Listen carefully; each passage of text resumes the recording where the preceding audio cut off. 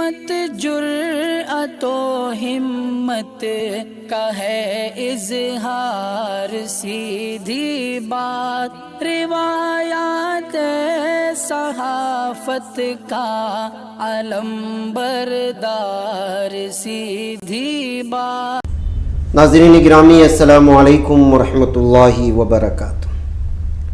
सीधी बात के रूबरू प्रोग्राम में आप लोगों का इस्तकबाल है। नाज़रीन गिरामी, बाज़ लोग होते हैं जो कौम की खिदमत छुप छुप करके करते हैं और पता भी नहीं चलता। लोगों के सोचने का अलग अलग तरह का अंदाज़ होता है। जब सीधी बात इसी खोज में रहता है कि कौन बड़े दर्दमंदी के साथ कौम की खिदमत कर रहा है, खामोशी से। वैसे जब अफराद मिलते हैं तो कोशिश होती है कि नाजरीन के सामने उन अफराद को लाएं। उसी में से एक मेहमान इस वक्त हमारे स्टूडियो में मौजूद हैं, जनाब ख्वाजा फरीदुद्दीन इनामदार साहब। कर्नाटक के गुलबर्गा से, यानी जो हैदराबाद कर्नाटक का इलाका है, वहाँ से ताल्लुक़ रखते हैं। मुहिब्बे उर्दू हैं, एक पैर से माजूर हैं और महकमे पुलिस में खिदमत अंजाम देने के बाद इस वक्त रिटायर्ड हो चुके हैं। लेकिन इस वक्त जो अपना वजीफ़ा मिल रहा है सरकार की जानिब से, उसमें से 50 से 60% हिस्सा जो है वो गरीब लाचार लोग, जो लोग पढ़ाई के लिए किताबें ख़रीद नहीं सकते या उनकी कोई दुश्वारियाँ होती हैं, तो उसको हल करने में बराह रास्त किसी भी NGO से खिदमत लिए बग़ैर, किसी से चंदा किए बग़ैर, अपनी ज़ाती मेहनत की ये सारी चीज़ें वो पूंजी वहाँ पे लगा रहे हैं। एक काम करने का अनोखा अंदाज़ है कि जब कोई महसूस होता है कि ज़रूरत में, तो किताबें, इसमें कन्नड़ा है, इंग्लिश है, बिलखुसूस उर्दू, शायरों से रब्ता रखना, उर्दू से वाबस्तगी के लिए, और इसके अलावा औक़ाफ़ की जायदादों को लेकर की जो आम तौर पर हमारे यहाँ पर है कि कब्ज़ा किए हुए हैं, कुछ लोग इस्तेमाल किए हुए हैं, उनको पता ही नहीं चल रहा है कि क्या हलाल है। उस सिलसिले में भी जो है कोशिशें होती हैं। बहुत सारी चीज़ें हैं, इनके सिलसिले में हम बराह रास्त जनाब ख्वाजा फरीदुद्दीन इनामदार साहब से जानने की कोशिश करते हैं। बहुत बहुत शुक्रिया, आप हमारे स्टूडियो में आए, दरख्वास्त को कबूल किया। एक बात मुझे बताइएगा कि क्यों इस तरह का एक अलग ही तरीक़ा है आपके काम करने का कि अपने वजीफ़े में से पैसे जो है वो ख़ास करके किताबों को स्टडी के लिए दी। अस्सलाम वालेकुम। आपने मुझे स्टूडियो में बुलाया, उसका बहुत बहुत शुक्रिया। जी। उस काबिल तो नहीं हूँ मैं। जो भी खिदमत कर रहा हूँ मैं मेरे पेंशन के पैसों से कर रहा हूँ, और ख़ासकर उर्दू से लगाओ। मेरी तालीम जो है बज़रिए उर्दू हुई है, और उर्दू जो है दिलों को जोड़ने वाली ज़बान है। उर्दू में मिठास है, और सब में बड़ी बात यह है कि उर्दू एक फ्रीडम फाइटर लैंग्वेज है। हिंदुस्तान में जो है, हिंदुस्तान को आज़ाद कराने में उर्दू का अहम रोल रहा बहुत। तो हमारा एरिया जो है कल्याण कर्नाटक, जी, तो वहाँ के लोग जो है कन्नड़ा में बहुत कमज़ोर हैं, और जो उर्दू इंग्लिश में भी तकरीबन लोग जो है बहुत कमज़ोर हैं सरकारी मदारिस में। तो वो बच्चों के लिए मैं जो कन्नड़ा से, उर्दू से कन्नड़ा सीखने की किताबें, और English Urdu grammar, English Urdu dictionary, English Urdu English Kannada dictionaries, ये देता हूँ। अच्छा। और जो है PUC बच्चों के लिए फार्मूलाज बुक देता हूँ मैं। अच्छा। फिजिक्स, केमिस्ट्री, मैथमेटिक्स, बायोलॉजी, ये किताबें भी जो है, ये फार्मूलाज बुक भी मैं दे रहा हूँ। अच्छा। और जो कर्नाटक केडर के लिए जो IPS जो आते हैं आउट ऑफ स्टेट के, उन लोगों के लिए भी जो है English to Kannada grammars, English to Kannada dictionaries वगैरह मैं तोहफे में दे देता हूँ, और वो खुशी खुशी कबूल भी करते हैं। अच्छा मेरे से। ये का पहले से ही आपके जहन में था या वजीफ़ा याब होने के बाद आपके जहन में बात आई? जी, ये अलग मैदान में काम कर, ये चीज़ मेरे को विरसे में मिली है। अच्छा। मेरे दादा किए काम, मेरे वालिद साहब किए, और मैं भी कर रहा हूँ, और मेरे लड़के भी काम कर रही हैं। अच्छा, इसी अंदाज में जो है सोशल वर्क कर रहे हैं। मेरे लड़कियों को जो है ज़िला में इंतज़ामिया से जो है उसको अवार्ड भी मिल चुका है। अच्छा।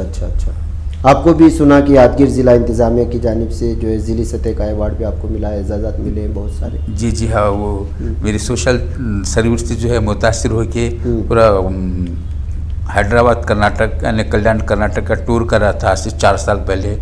उससे जो है मेरे से मुतासिर हो के, और जो है बॉर्डर पे जो भी शहीद हुए हैं उन लोगों को, उनके वालदा, उनके वालिद साहब को जाके उनको पुरस्कार दे के, उनकी हिम्मत अफजाई करके ब्यात, इससे जो है गवर्नमेंट मुतासिर होकर मुझे अच्छा जिला इंतजामिया की तरफ से जो मुझे इनाम दिया गया। और जो है आज के दौर में एक मेजर प्रॉब्लम बोले तो वक्फ बोर्ड का है।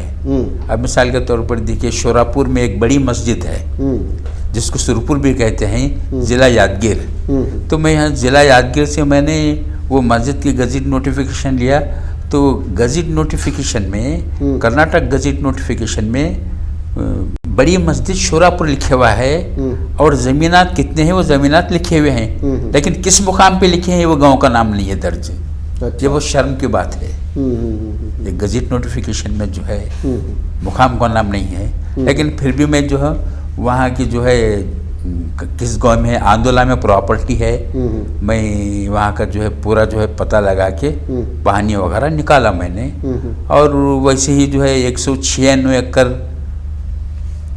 मौलवी मस्जिद, मौलवी मस्जिद शाहपुर में आती है। तो पूरा मुस्तकर शाहपुर पे है मौलवी मस्जिद। उसकी जो है 196 एकड़ से ज़्यादा इरिगेशन लैंड है। अभी तक किसी को इल्म नहीं है। और जो है जामा मस्जिद आदिलपुर शाहपुर, वहाँ की भी तकरीबन एक 96 एकड़ कुछ ज़मीनात हैं, वो भी इरिगेशन लैंड है। इतना रहने के बावजूद ये 3 मसाजिद के लोग जो है वक्फ बोर्ड से पेशमाम साहब के लिए 4000 तनख्वाह लेते हैं और मौजून के लिए 3000 तनख्वाह लेते हैं। और ये लोग वक्फ बोर्ड की प्रॉपर्टी पे कृष्णा ग्रामीण bank, Punjab national bank, state bank of Hyderabad, state bank of India, Canara bank, Vijay bank और HDFC बैंक तक लोन लिए रखा है। यानी क्या क्यों लिए? ये सूदी कारोबार कर रहे होंगे। क्या मतलब लेने का? ये सूदी कारोबार कर रहे होंगे। मुझे बराबर बताइए कौन सी मस्जिद है? ये जो है शोरापुर की मस्जिद है। हाँ। बड़ी मस्जिद। हाँ। शोरापुर की बड़ी मस्जिद। पूरा पानी वगैरह दिया हो, मेरे पास है रिकॉर्ड पूरा हो। नहीं, ये एक तो ये लोग आप ये कहना चाह रहे हैं कि वक्फ बोर्ड से अइम्मा के लिए 4000-5000 की तनख्वाह ले रहे हैं। 4000-3000 पेमेंट ले रहे हैं। दूसरी जानिब उस मस्जिद के अंडर में इतनी सारी लंबी ज़मीनें हैं। जी हाँ, वक्फ की। हाँ जी। और वो कोई भी किसी भी इस्तेमाल में नहीं है, वहाँ पे कोई बिल्डिंग्स वगैरह बनी नहीं है। नहीं, कुछ नहीं। वहाँ पर जो है ज़मीन को जो है फोड़ी करके टुकड़े करके 3 एकड़ 4 एकड़ करके पूरे जो है जितने बैंक हैं पूरे बैंकों से लोन लिया गया। तो क्या मतलब सूदी कारोबार करेंगे लोग? बोर्ड की ज़मीन को बैंकों में रख करके वहाँ से सूद से पैसा लोन लिया गया। हाँ, लोन लिया गया। ये लोन किन लोगों ने लिया है? वो जो वहाँ के जो मुतवल्ली हैं वो लोग लिए हैं, जो मकामी मुतवल्ली मस्जिद के जो मुतवल्ली हैं। और ये 3 मसाजिद हैं, तीनों मसाजिद में आवाम को आज तक किसी को नहीं मालूम है मस्जिद कितनी प्रॉपर्टी है, किसी को इल्म नहीं है। तो ये आवाम से छुपा करके ये लोन का पैसा लेकर के कौन इस्तेमाल कर रहे हैं? ये मुतवल्ली कर रहे हैं सब वहाँ के जो मसाजिद के मुतवल्ली हैं, जो जिम्मेदार हैं, वो लोग कर रहे हैं। वो लोग और उनसे आवाम पूछती नहीं है? नहीं, वो लोग इल्म ही नहीं है ना, उन लोगों को इल्म नहीं है। वो लोग आपको कैसे पता चला? मैं वहाँ पर 15 साल नौकरी किया हूँ पुलिस डिपार्टमेंट में शाहपुर में। अच्छा। तो उस वक्त मेरा ऑब्जर्वेशन था। हाँ, तो आप जो है उनको पता चल गया कि जो है आपने इनके ऊपर ऑब्जर्वेशन करके ये सारी चीज़ें ली है? नहीं, पता चला तो चला होगा पता उनका। मैं तो वक्फ बोर्ड में दिया हूँ कंप्लेंट, पता चला होगा। वक्फ बोर्ड से क्या रिप्लाई आया आपको? वक्फ बोर्ड से हम इंक्वायरी करेंगे, केस करेंगे बोले। किनको मुलाकात किए थे? वो वक्फ बोर्ड के जो है CEO साहब से मिला मैं। आज दोपहर में CEO साहब से मिला, तो मीटिंग में थे उन्होंने। आप मेरे को 3:30 बजे मिलो, मीटिंग खत्म हो जाती। जब तक आप जो है मेरे असिस्टेंट सेक्रेटरी हैं जीशान साहब, जीशान साहब से आप मिलिए बोल के अपने PON को भेज दिए। जीशान साहब से पूरा डिस्कस किया, तो जीशान साहब बोले तो पूरा जो है हम मैं बोला आपका जो है पेज टू पेज हम पूरा पढ़ेंगे। मैं पढ़ने के आईने के जैसा है, पूरे कहानी है, बैंक का नाम है, देखिए इंक्वायरी कीजिए। कितने और उसमें जो है सिराजुद्दीन जो बड़ी मस्जिद के जो मुतवल्ली हैं, सिराजुद्दीन वजह, बड़ी मस्जिद शोरापुर के, उनको तो औलाद नहीं है, प्रॉपर्टी वापस ले लो आप। लड़के नहीं है उनको, एक लड़की है गोद लिए सो है, प्रॉपर्टी वापस ले लो, उनको तो सही काम किए।